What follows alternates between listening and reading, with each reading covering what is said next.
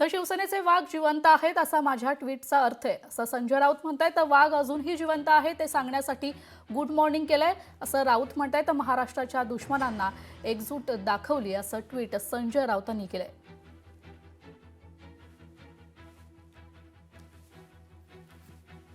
सकाळी उठल्यावरती आपण आपल्या प्रिय माणसाला जय महाराष्ट्र करतो आणि सांगतो की महाराष्ट्र आणि शिवसेनेचे वाघ जिवंत आहेत। टाइगर है भी जिंदे है, सब जिंदा है जगह जगह पे। मराठी भाषेसंदर्भात किंवा हिंदी सक्ती संदर्भात मराठी एकजुटीनं विजय प्राप्त केला। हा विजय या महाराष्ट्र देशांवरचा विजय प्राप्त आहे, म्हणून त्यांना जय महाराष्ट्र केला।